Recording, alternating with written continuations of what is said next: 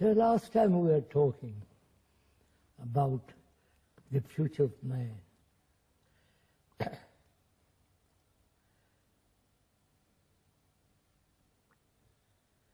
All the psychologists, as far as I can understand, are they really concerned with the future of man? Or are they concerned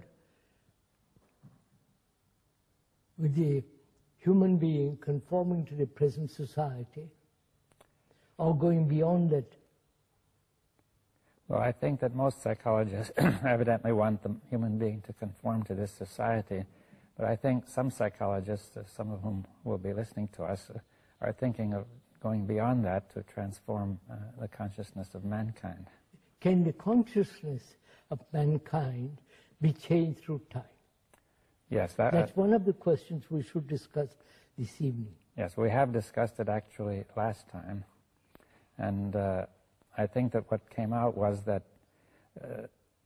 the consciousness of mankind, that with regard to consciousness, time is not relevant, that it is a kind of illusion. That we discussed the illusion of becoming. Yes. We are saying, aren't we, let's be clear, that the evolution of consciousness is a fallacy.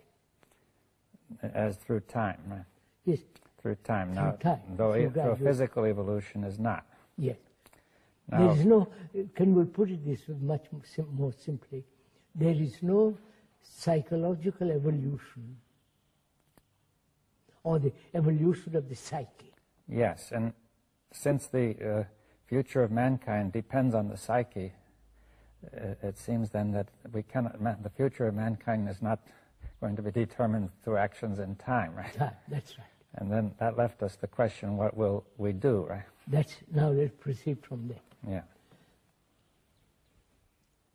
Shouldn't we first distinguish between the brain and the mind?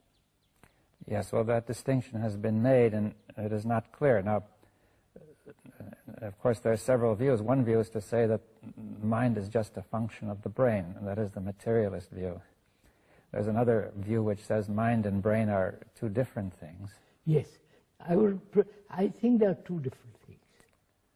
But they must be a contact between the two. Yes, relationship between relation. As we don't necessarily imply any separation of the two. No, first let's see the brain. Yeah. I'm really not an expert on the structure of the brain or all that kind of thing, but one can see within, one can observe one's own activity of the brain, that it is really like a computer that's been programmed and remembers. Well, it's certainly a large part of the activity is that way, but one is not certain that all of it is that way. No. And it is conditioned. Yes. Conditioned by past generations, by the society, by the newspapers, by the magazines, by all the activities and pressure from the outside. It is conditioned. Yes. Now, what do you mean by this conditioning? You see, what does it? It is programmed. It is made to conform to a certain pattern, lives entirely on the past, modifying itself in the future with the present and going on. Yes. Now, we've agreed that some of this conditioning is useful and necessary. Of course, we discussed that last time. Yes, and now, but the conditioning which determines the self, which determines the psyche. The psyche, or you call it the psyche. Let's call it for the moment the psyche. The self. The self, the psyche. That conditioning is what you're talking about. That may not only be unnecessary, but harmful. Right? Yes, that's what we were discussing too. Yes. That the emphasis on the psyche, as we are doing now, and giving importance to the self, is creating great damage in the world. because it's separative, and it is, therefore, it is constantly in conflict, not only within itself, and with the society, with the family, and so on and so on. Yes, and it's also in conflict with nature. With the nature, with the whole universe, if you can call it. I think we discussed last time that the conflict arose because the division arising because thought is limited. Thought is limited. Being based on this conditioning, on this knowledge and memory, it is limited. Yes. And experience is limited, therefore knowledge is limited, memory and thought. Thought is limited, and the very structure and the nature of the psyche is the movement of thought. Yes. In time. Yes. Now I'd like to ask a question. When you discuss the movement of thought, it doesn't seem clear to me what is moving. You see, I discussed the movement of my hand. That is a real movement. It's clear what is meant. But now when I discuss the movement of thought, it seems to me we're discussing something which is a kind of illusion, because you have said becoming is the movement of thought. Becoming is entirely correct. And that, therefore, if you say thought... That's what I mean, the movement in becoming. But that movement you're saying is in some way illusory, aren't you? Yes, of course. But it's rather like the movement on the screen, which is projected from the cine camera. And we say that there's no object moving across the screen, but the only real movement is the turning of the projector. Now, can we say that there's a real movement in the brain which is projecting all this, which is the conditioning? So that's what I want to find out. Let's discuss that a bit. Yeah. We both agree or see that the brain is conditioned. And we mean by that really it's been impressed physically. Physically as well as chemically. Genetically as well as psychologically. Well, what is the difference of physically and psychologically? Psychologically, it is centered in the self. Right? Yes. And the constant assertion of the self is the movement, is the conditioning. Yes, but insofar as we experience it, that's an illusion, right? We said that's an illusion. But there is some real movement happening inside. Say the brain, for example, is doing something. It's been conditioned physically and chemically. Chemically, yes. And something is happening physically and chemically when we are thinking of the self, right? Are you saying, or you asking rather, the brain and the self are two different things? No, I'm saying the self is the result of conditioning the brain. Yes. And the self is conditioning the brain. Yes, but does the self exist? No. But the conditioning of the brain, as I see it, is involving with an illusion which we call the self. That's right. Can that conditioning be dissipated? Yes. That's your whole question. Yes, and it really has to be dissipated in some physical and chemical and neurophysiological sense, right? Yes. And now the first reaction of any scientific person would be, it looks unlikely that we could dissipate it by the sort of thing we are doing. You see, some scientists might feel, well, maybe we will discover drugs or new genetic changes or deep knowledge of the structure of the brain, and that way we could perhaps hope to do something. I think that idea might be current among some people. Will that change the human behavior? Well, why not? You see, I think some people believe it might. That is, wait a minute, that's the whole point. It might. Yeah. Which means in the future. Yes. It would take time to discover all this. In the meantime, man is going to destroy himself. Well, they might hope that he'll manage to do it in time. You see, because they could also criticize what we're doing, saying the same point, saying what good can it do? You see, it doesn't seem to affect anybody, and certainly not in time to make a big difference. You see, See, that's a question that would arise. Suppose, for the sake of argument, that we're... We too have very clear about it. Yeah. In what way does it affect humanity? Mankind. And will it affect mankind in time to really save... Certainly not. Obviously not. Well, then why should we be doing it? Because this is the right thing to do. Independently. Independently. It has nothing to do with reward and punishment. Or with goals. Yes. As you do the right thing, even though we don't know what the outcome will be, right? That's right. Now, you're saying that there is no other way, right? We are saying that there is no other way. That's right. Yeah, so we should make that clear. Now, see, for example, some psychologists would feel that by inquiring into this sort of thing, we could bring about an evolutionary transformation of consciousness. Right? So then we come back to that point, that through time, yes, we hope to change consciousness. Yes.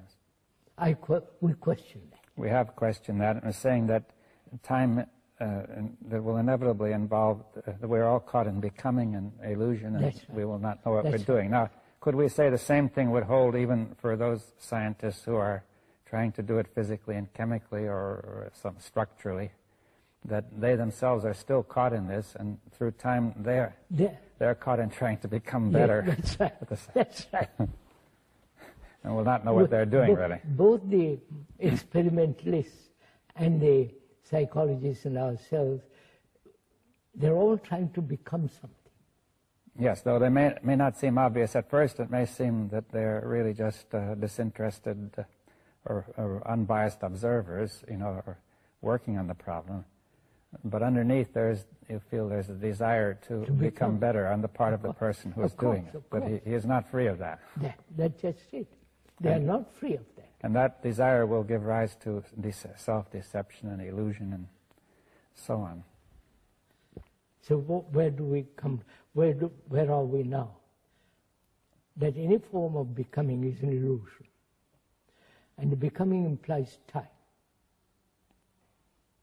Time, for the psyche to change, we are saying time is not necessary. Yes. Now, that ties up with the other question of the mind and the brain. Now, see, the brain clearly is to be understood as activity in time, as a physical, neurochemical, complex process. I think the mind is separate from the brain. Well, what does it mean, separate? That is, it's separate in contact. In the sense, brain is conditioned and the mind is not. Well, let's say the mind has a certain independence of the brain, is what you're saying, that even if the brain is conditioned, the other is not. Need not be conditioned. Now, on what basis do you say that?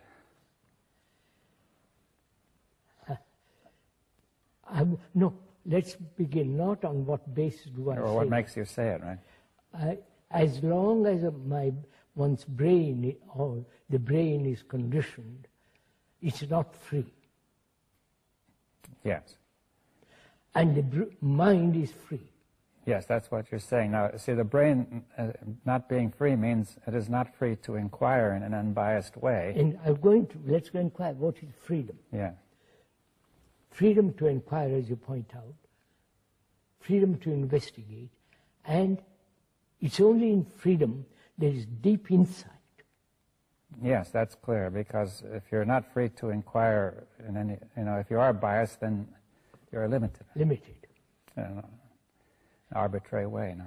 So, as long as the brain is conditioned, its relationship to the brain, to the mind, is limited. Yes. Now we have the relationship of the brain to the mind here, yes. Or is it, and yes. Also the other way around, right? Yes. But the mind, being free, has a relationship to the brain. Yes. Now, we say the mind is free in some sense, not subject to the conditioning of the brain. Yes. Now, one could ask a question, what is the nature of the mind? For example, I could ask, is the mind located inside of the body, or is it in the brain? No, it's nothing to do with the body or the brain. Has it to do with space or time? Space and space, just a minute, space, wait a minute, has to do with space and silence. These are the two factors. But not time. Eh? Not time. Time is, belongs to the brain. All right, now what you say space and silence. Now, what kind of space? It is not the space in which we see light moving. Space. Let's look around the other way. Thought can invent space. Well, in addition, we have the space that we see, Yeah. and thought can invent different kinds of space. And space from here to there. Yes, the space through which we move physically. Yeah. Space also between two noises. Between two sounds. There's two sounds. Well, that's the interval, they call it. The interval of, that would be called the interval between two sounds. Yes, interval between two noises. Or two noises. Right? Two thoughts. Two thoughts. Right? Two notes. Yes. Two space between two people. Yes, space between the walls. And so on.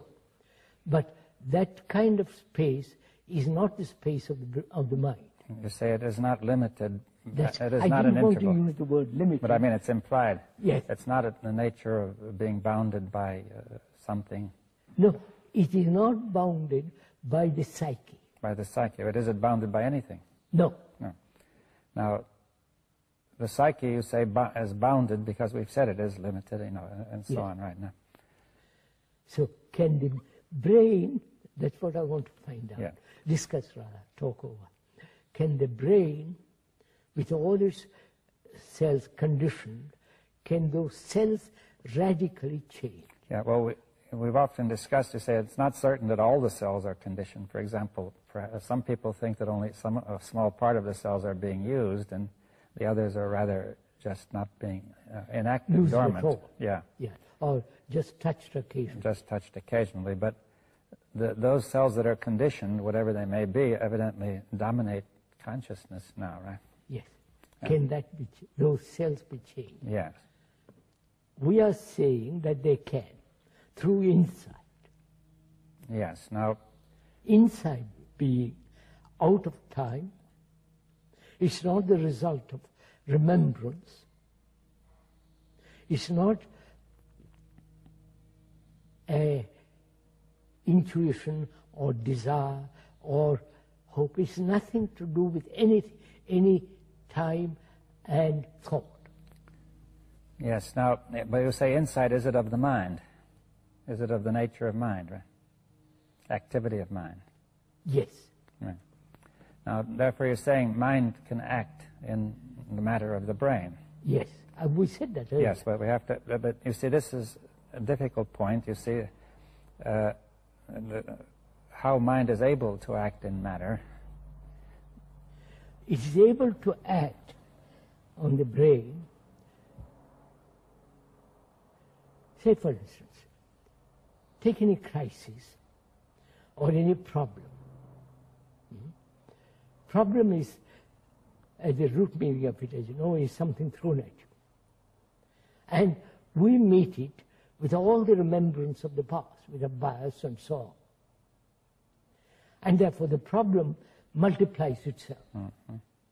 You may solve one problem, in the very solution of one problem, of that particular problem, other problems arise, as they are doing in politics and so on, right? Now, to approach the problem, or to have perception of the problem without any past memories and thoughts interfering or projecting in perception of the problem. Yes, now that implies that perception also is of the mind, that it is that's right. Not. Are you more or less saying that the brain is a kind of instrument of the mind? Is that what is being instrument of the mind when the brain is not self-centered?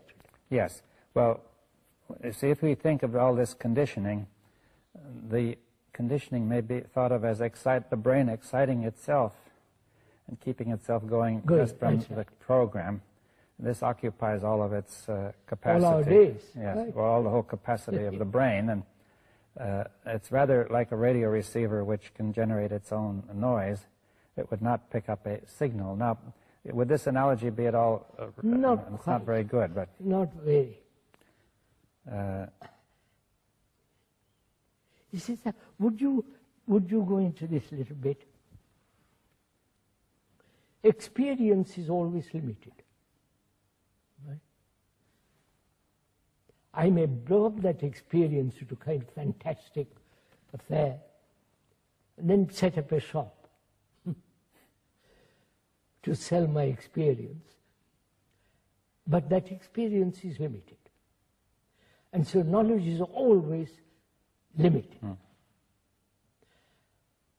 And this knowledge is operating in the brain. This knowledge is the brain. Right? And thought is also part of the brain, and that thought is limited. So the brain is operating in a very, very small area. Yes, what prevents it from operating in a broader area? What is preventing it from operating in an unlimited area? Thought. No, but thought, the brain, it seems to me, is running on its own, from its own program, right? Yes, like a computer that's running on its own program. Yes. Now, essentially, what you're asking is that the brain that should really be responding to the mind. That it can only respond if it is free from the thought which is limited. Yes, so the program does not dominate it. You see, we are going to still need that program. Of course, we need for many things, yes. But the intelligence...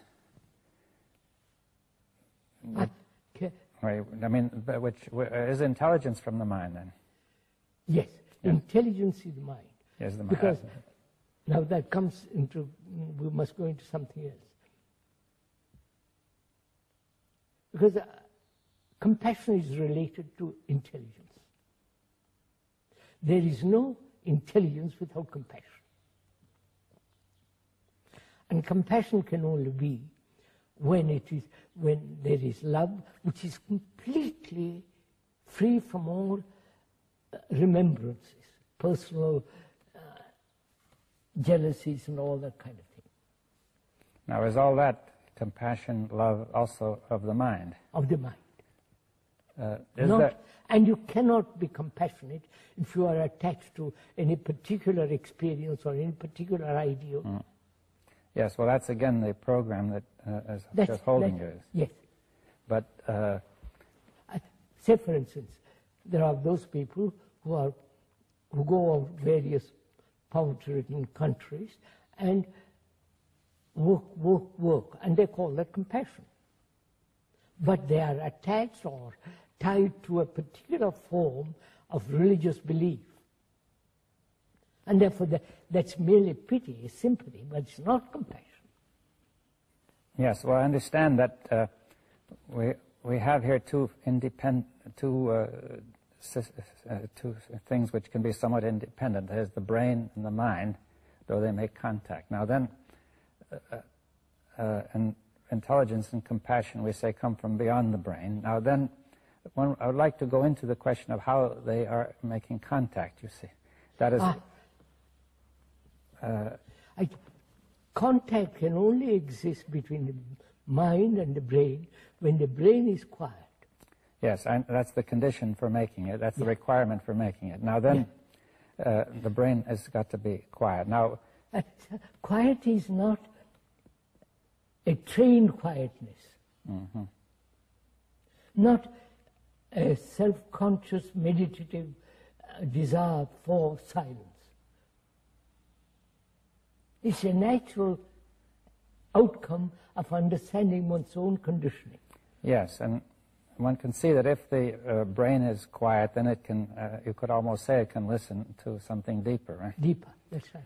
Then if it is quiet, it's related to the brain. Yes. Then to the mind. Then the mind can function through the brain. Now, I think that it would help if we could see, with regard to the brain, whether it has any activity which is beyond thought. You see, for example, one could ask, is awareness part of a function of the brain? As long as awareness in which there is no choice, I'm aware. And in that awareness, I choose. Yes, well, I think that may cause difficulty. You see, what is wrong with choice? Choice means confusion. It's not obvious just from the word. You see that. Of course, to choose between two things. Yeah, now I could choose whether I buy one thing or I another. can choose between this table and that table. Or choose the colors when I buy Yeah, the table. this better table. That's not so. That apparently need not be confused. Huh? If I choose which color I want, I don't see why that has to be confused. There's nothing wrong. Yeah, now. There's no confusion there. Yeah, but the choice about the psyche, it seems to me, is where the confusion is. We are talking about the psyche. Yeah, one tends to, the language tends to carry you away, you see. Yeah. And we're talking of the psyche that chooses. Yes, that chooses to become, really. Yeah, chooses to become, and also choice exists where there is confusion. Yes, well, you're saying out of confusion, the psyche makes a choice to become one thing or another, right? That being confused, it tries to become something better. Right? And choice implies a duality. Yes, but now it seems at first sight we have another duality you've introduced, which is the mind and the brain. No, that's not a duality. Yeah, well, that's important to get clear. That's not a duality. Yes, what is the difference? All right, let's take a very simple example. Human beings are violent. And this has been, non-violence has been projected by thought. And that is the duality, the fact and the non-fact. Well, you're saying there's a duality between a fact and some mere projection which the mind makes. The ideal and the fact. Yes, and the ideal is unreal and the fact is real. That's it. The ideal is not actual. Yes, that's it, not actual. And you say the division of those two you call duality, but why do you give it that name? Yeah. Because they're divided. Well, at least they appear to be divided. Divided, and we are struggling, as all, say for instance, the totalitarian communist ideals and the democratic ideals, they are the outcome of thought and so on, which is limited, and this is creating havoc in the world. Yes, so there's a division which has been brought in, but I think we were discussing in terms of we're dividing something which cannot be divided, right? We're trying to divide the psyche. Right? Violence cannot be divided into non-violence. Yeah, and the psyche cannot be divided into violent and non-violent. That is it. It is what it is. It is what it is. So if it's violent, it cannot be divided into a violent and a non-violent part. Right? So that's very good. So can we remain with what is, not with what should be, what must be, and invent ideals and all the rest of it? Yes, but could we return to the question of the mind and the brain now? That we're saying that is not a division. Oh no, that's not a division. They are in contact, as that went. We said there is contact between the mind and the brain when the brain is silent and has space. Yes, so we're saying that the mind actually, although they're in contact and not divided at all, there can be an independent, the mind can still have a certain independence of the conditioning of the brain. Now careful, sir. Yeah. Careful. Let's see. Suppose my brain is conditioned, being programmed as a Hindu. And I function, act, my whole life is conditioned by the idea that I'm a Hindu. Mind, obviously, has no relationship with that condition. Now, when you're using the word mind, it means it's not my mind or... Oh, mind. You're discussing mind universally or generally. Yeah. It's not my brain either. No, but there's a particular brain, this brain or that brain, and now, but will you say there's a particular mind? No. No, you see, that's an important difference. They're saying mind is really universal. Mind is universal. If you can use that word. Yes, or unlimited, or yes, undivided. It is not polluted by thought. But see, I think for most people, at least there will be a difficulty saying, how do we know anything about this mind? I only know my mind is the first feeling, right? You cannot call it your mind. You only have your brain, which is conditioned. You can't say it's my mind. Yes. Well, whatever is going on inside, I feel is mine. It's very different from what's going on inside somebody else. No, I question whether it's... At least that seems different at yes, first sight. I question whether it is different. What's going on inside me as a human being and you as another human being. We both go through all kinds of problems, suffering, fear, anxiety, loneliness, and so on, so on. Yeah. We have our dogmas, beliefs, superstitions, and everybody has these. Well, we'll say it's all very similar, but still it seems each one of us is isolated from the other. By thought. Thought is created that I am different from you. Yes. Because my body is different from you. My face is different from you. So we carry that same... we extend that same thing into the psychological area. Yes, we've discussed that. But now, if we say, all right, that division is an illusion, perhaps, now then... no, not perhaps. No, let's say it is. It's an illusion, all right, now, although it is not obvious when a person first looks at it. Of course. Now then, and we say mind... Not only, in reality, even brain is not divided, because we're saying that we're all not only basically similar, but really connected, right? And then we say beyond all that is mind, which has no division at all. It is unconditioned. Yes, it would almost seem to imply then that insofar as a person feels he is a separate being, he has very little contact with mind, right? Absolutely, quite right. That's you what say has no mind. That's why it's very important to understand. Not the mind, but my conditioning. Mm-hmm. Then whether that my conditioning, human conditioning, can ever be dissolved. That's the real issue. Yes. I think that, still the mind, we won't call it the mind, but a human being considers always what is the meaning? See, I think we want to understand the meaning of what is being said. You see that we have a mind that is universal, that is in some kind of space, you say? Or is it its own space? It is not in me or in my brain. But it has a space. It lives in space. It lives in a space, right? And silence. And silence. But it's the space of the mind, right? It's not a space like this space. No. And that's why we said space is not invented by thought. Yes. Now, is it possible then to perceive this space when the mind is silent? To be in contact with it? Not perceive. And when the brain is. Let's see. You're asking a question whether the mind can be perceived by the brain. Or at least somehow be aware, an awareness or a sense. Yes.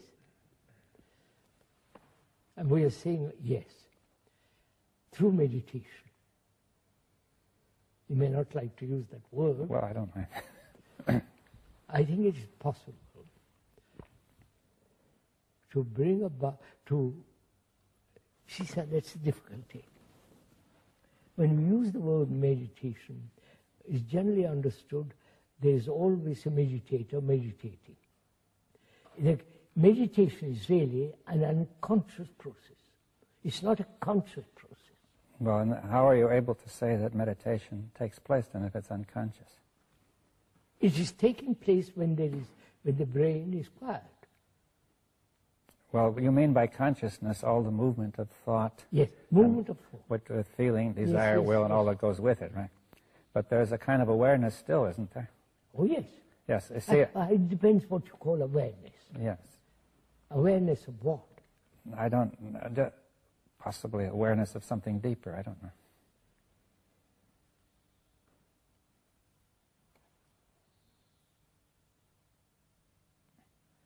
See, again, when we use the word dipa, it's a measurement. I know, how would you... Well, let's not use that, but let's say that some kind of, the brain is not, see, there's a kind of unconsciousness which you're simply not aware of at all.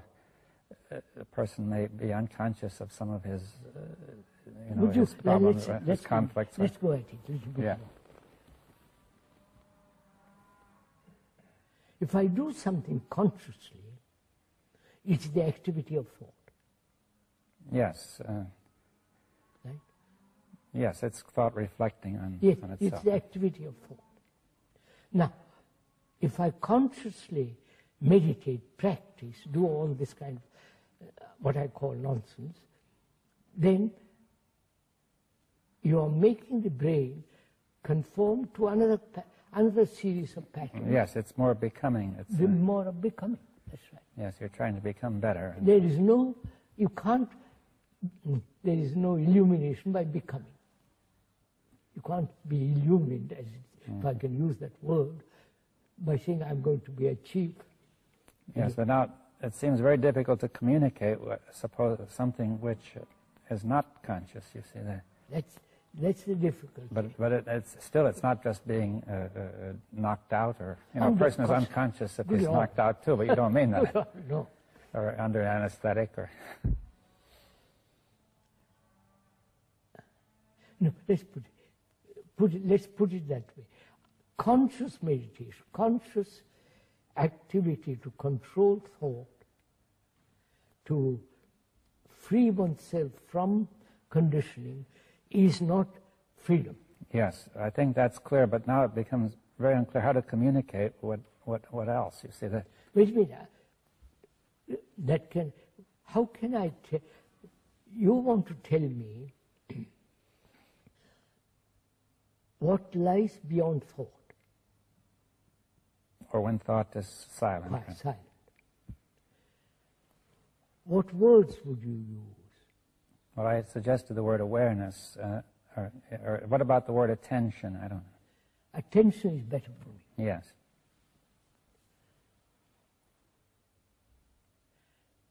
Would you say attention? In attention, there is no center as the me. Well, in the kind of attention you're discussing, I mean, there is a kind, which is the usual kind, where we pay attention because of what interests me, right?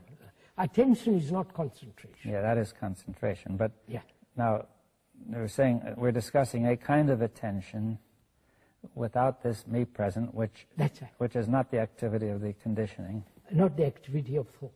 Yeah. In attention, thought has no place. Yes, but could we say more, what do we mean by attention? Now, would the derivation of the word be of any use? It means stretching the mind towards something. Would that help? No. Would it help if we say concentration is not attention? Right? Effort is not attention.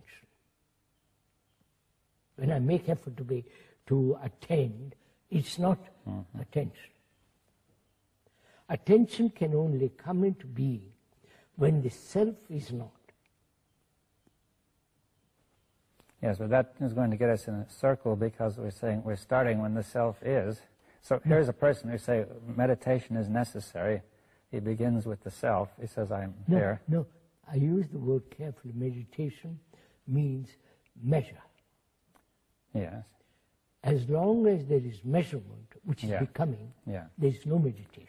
Yes. Let's put it that way. Well, we can discuss when there is not meditation.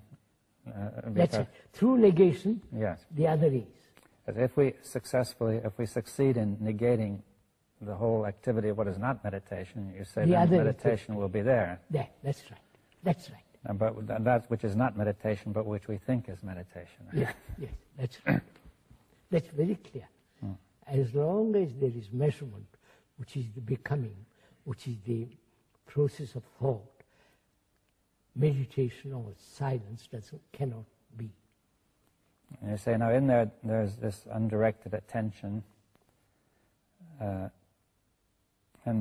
this attention, is it of the mind, or is it a Attention is of the mind. But it contacts the brain, doesn't it? Yes, we said that. As long as the brain is silent, the other has contact. Yes, that is, this true attention has contact with the brain when the brain is silent. Right? Silent. And has space. What is the space? The brain has no space now because it's concerned with itself, it's programmed, it is self-centered, and it is limited.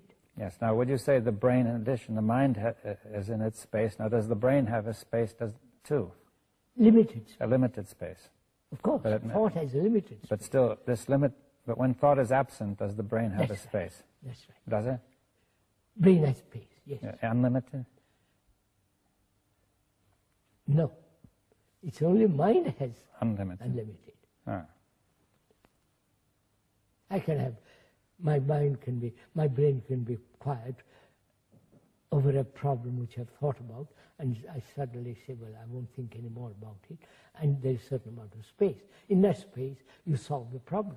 Yes. Now, if the mind is silent, and is not thinking of a problem, then there's still the space is limited, though. Yes. But it is open to the other, to the attention. Now, would you say the mind, through attention or in attention, and the mind is contacting the brain? Yes. When the brain is not inattentive. So what happens to the brain? What happens to the brain, which is to act, right? Which is to wait, let's get it clear. We said intelligence is born out of compassion and love. That intelligence operates when the brain is quiet. Yes. Does it require operate through attention?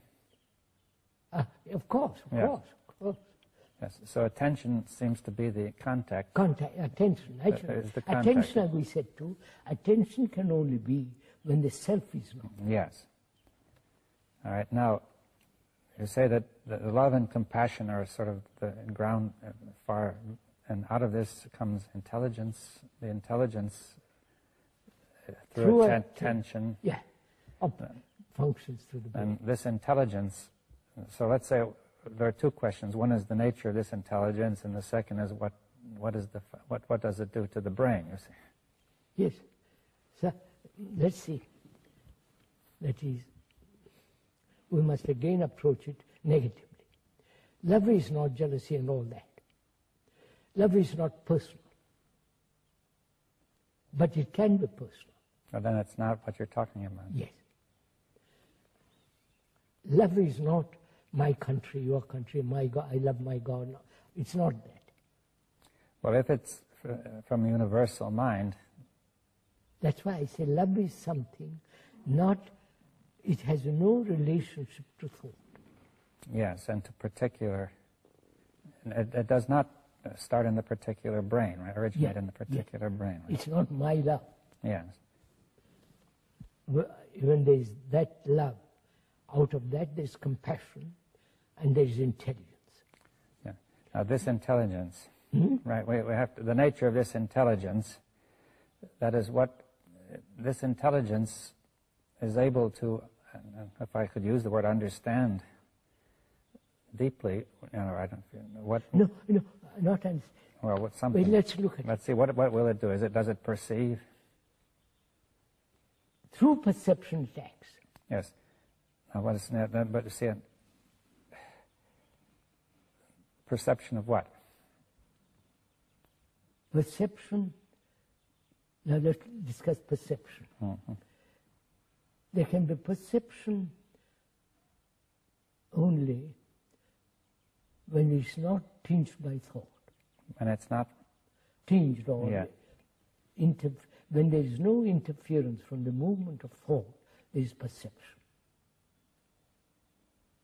which is direct insight into a problem. Yes. Now, or into human complex. Yeah. Now, this perception originates in the mind. does the perception originate in the mind? Let's look at it.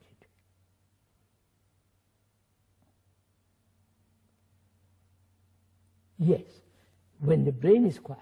Yes. Now, but what is, we use the words perception and intelligence. Now, how are they related, or what is their difference? Between perception and intelligence? Yes. None. No. So we'll say intelligence is perception. Perception, that's right. Intelligence is perception of what is, right? And through attention, So there's contact. Let's take a problem, and it's probably easier to understand.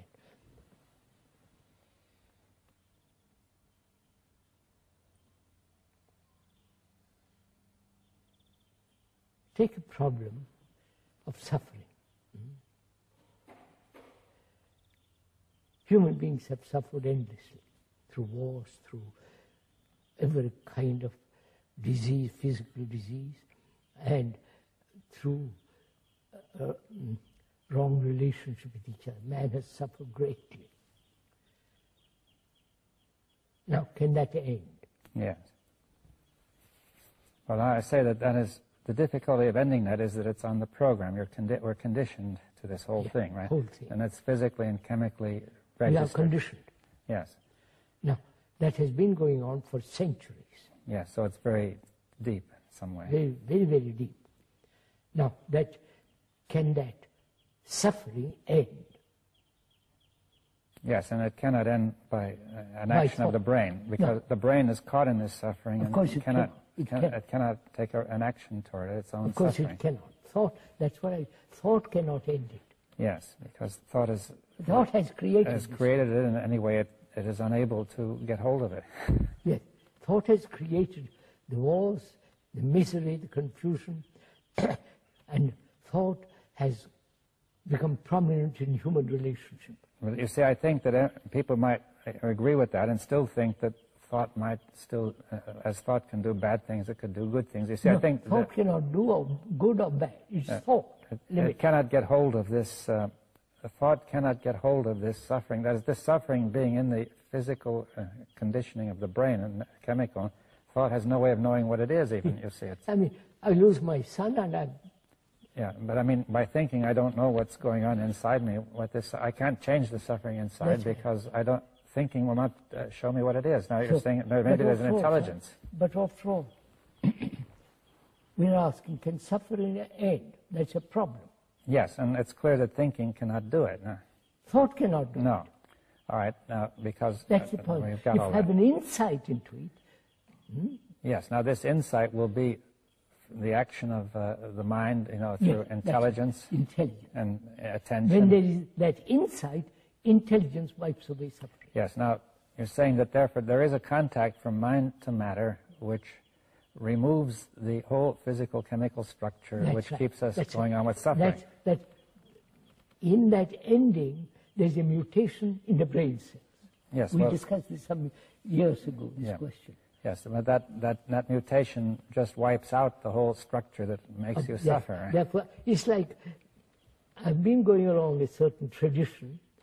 I suddenly change that tradition. There is a change in the whole brain, which has been going north, and now it goes east. There is yes, well, of course, this is a radical notion from the point of view of traditional ideas in science, because if we accept that mind is different from matter, then it's hard. People would find it hard to say that mind would actually. Mind, after all, sir, would you put it? Mind is pure energy. Well, we could put it that way. But say matter is energy too. Yes, therefore, matter is limited. Thought is limited. Yes, well, but we're saying that the pure energy of mind is able to reach into the limited energy of matter. Yes, that's right. And change the limitation. Yes, to remove some of the limitation. Right. When there is a deep issue or problem, which is, or a challenge which you are facing. Yes, so we have thought, yes, so, and we would also add that all the traditional ways of trying to do this cannot work, because it hasn't worked. Well, that's not enough. We have to say, because people still might hope it could. You see, it cannot actually. It cannot. Because thought cannot get at the basis of its own physical, chemical basis in the cells and do anything about those cells. Yes, sir. We've said that very clearly. Thought cannot bring about a change in itself. Yes, and yet practically everything that mankind has been trying to do is based on thought. Right? Thought.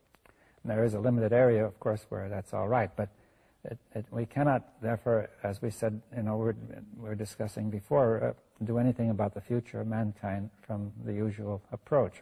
So look, that's what when you listen to the politicians who are so very active in the world, they are creating problem after problem, and to them, thought is the most important thing, ideas. Well, nobody, generally speaking, nobody can even know of anything else. You see that? Exactly. We are saying the only instrument which is thought is worn out, except in certain areas. Well, it never was adequate except in those areas. I mean, of course. But and man has always been in trouble, as far as we can remember, as far as history goes, right? Yes, sir. Man has always been in trouble, turmoil, fear. We mustn't reduce all this to an intellectual argument. But as human beings, facing all the confusion of the world, can there be a solution to all this? Yes, well, and that comes back to the question. I'd like to repeat that it seems here there are a few people, who are talking about it and perhaps meditating and so on. But how is that going to affect this vast current of mankind? Probably very little. But see, I think why do you really will it affect? It might or it might. It might not. It might or it might not. Might not. Yes. But then one puts that question, then what's the use of it? Yes, that's the point. That I think there's an instinctive feeling that makes one put the question. Yes. I think that's a wrong question. But it's a wrong question. You see, that is the first instinct is to say, what can we do to stop this tremendous catastrophe? Yeah.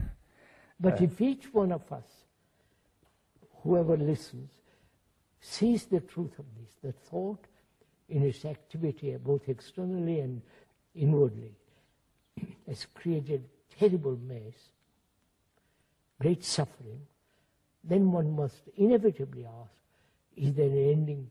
Is there an ending to all this? If thought cannot end it, what will? Yes. What is the new instrument that will put an end to all this misery? See, there is a new instrument, which is the mind, and so on and so on. Yes. Which is intelligence. But, you see, the difficulty is also people won't listen to all this. They have come to definite conclusions, both the scientists and the ordinary layman like us. They won't listen. Yes, well, that is the sort of point I had in mind when I said that a few people don't seem to have much effect. I think, after all, few people have changed the world. Hitler was whether good or bad, that's not the point. But he didn't change it fundamentally. No, he changed the world superficially. Yeah. The revolution of the Bolsheviks, the communists, has changed, but they come to the same pattern again. Physical revolution has never changed psychologically human state. Well, do you think it's possible that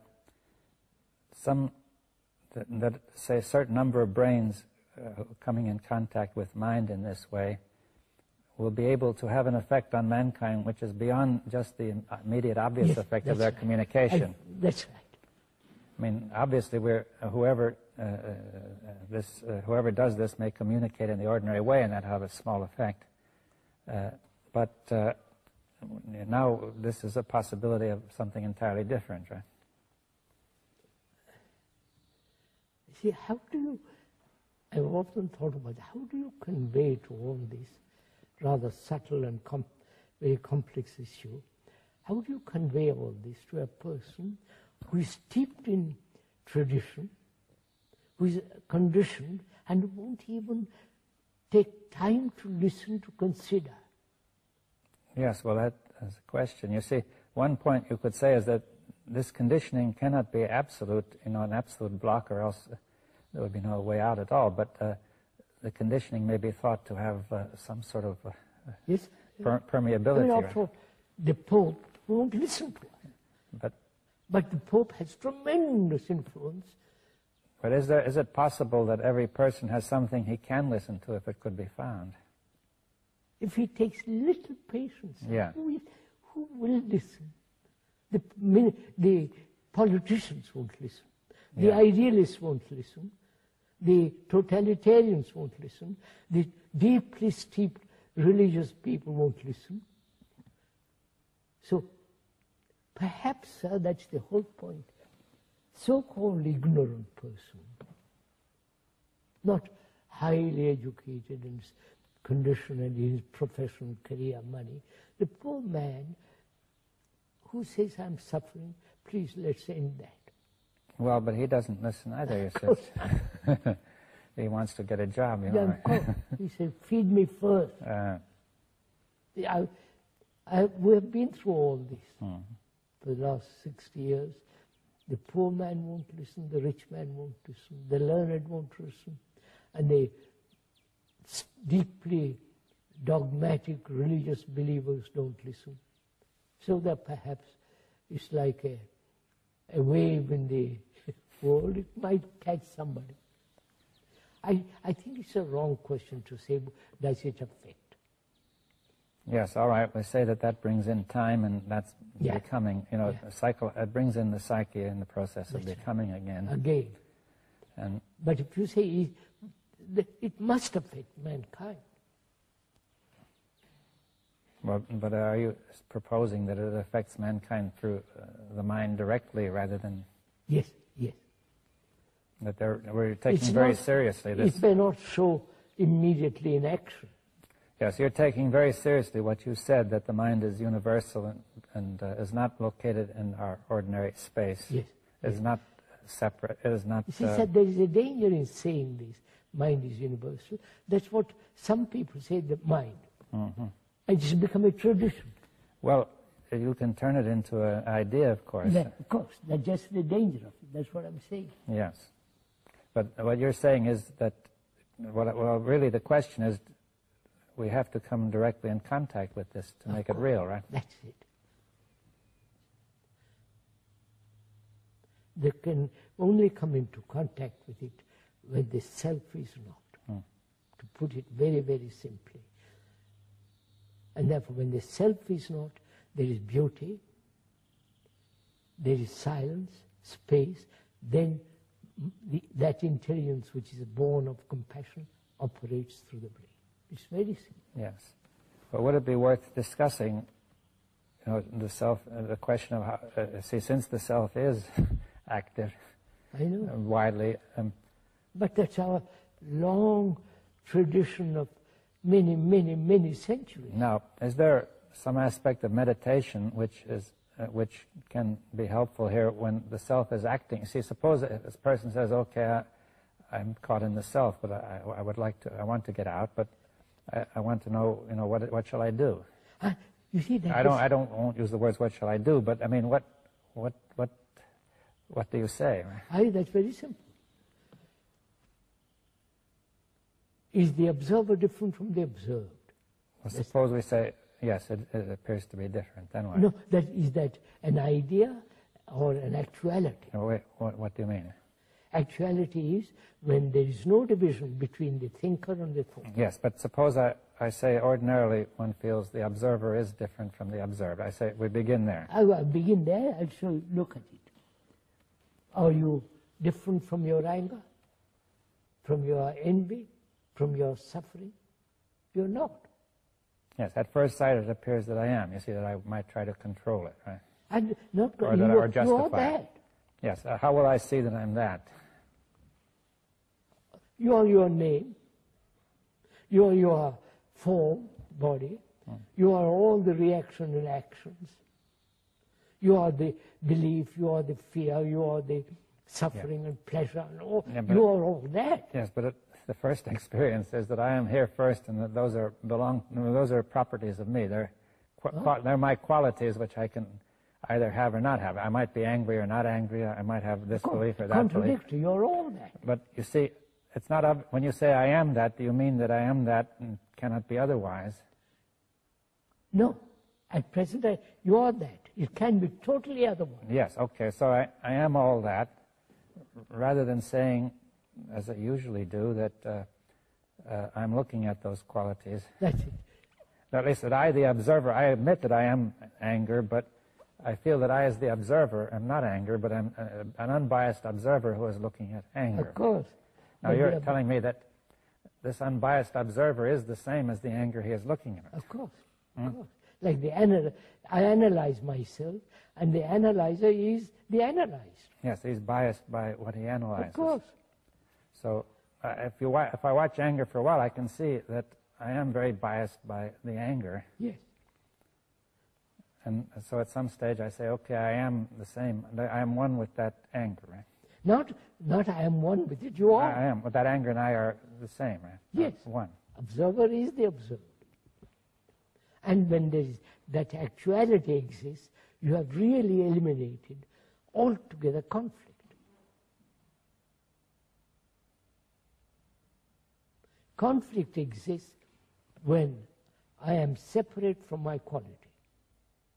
Yes, that's because if I believe myself to be separate, then I can try to change it. But since I am that, it's that trying to change itself and remain itself at the same time. Right. That's right.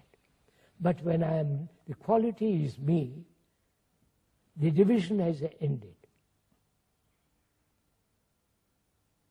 Right? Yes, but when I see that the quality is me, then there's no point to the whole thing. No, right? no. Right. What happens before the quality is not me? Yes. Then in that there is conflict, either suppression, escape, and all the rest of it, which is a wastage of energy. When that quality is me, there is all that energy which has gone, which has been wasted, is there to look, to observe. Yeah, but why does it make such a difference to have that quality being me? I'm showing you. Yes. Well, it makes a difference when there is no division between the quality and me.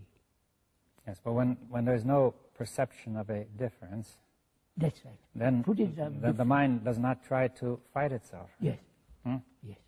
If there's an illusion of a difference, the mind must be compelled to fight against itself. Yes. The brain. The brain fights against itself, right? That's right.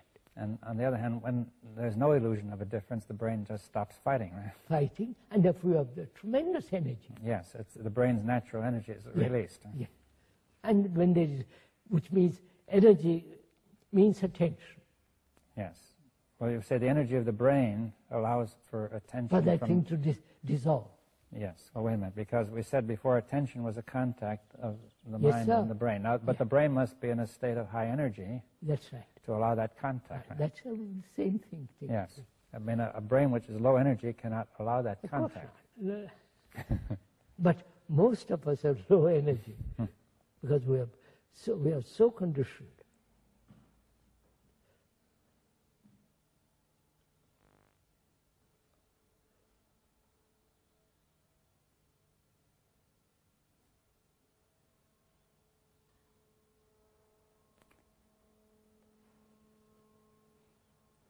Well, essentially, you're saying that this is the way to start, then. Yes, sir. Start simply. Yes. Start with what is, what I am. That's why self-knowledge is so important. Self-knowledge is not an accumulated process of knowledge which then looks at. It's a constant learning about oneself. Yes, well, if you call it self-knowledge, then it's not knowledge of the kind we talked about before, which is conditioning. That's right. Knowledge conditions. But you're saying that self-knowledge of this kind is not conditioning. But why do you call it knowledge? Is it a different kind of knowledge? Yes. Knowledge conditions. Yeah, but now you have this self-knowledge. Self-knowledge, which is to know and to comprehend oneself, to understand. Oneself is such a subtle, complex thing, living. But you're essentially knowing yourself in the very moment in which things are happening, to know what is happening. rather than store it up in memory. Of course. And that can only be in my through reactions. I begin to discover what I am, what my, and so on, so on. I think we better. Right?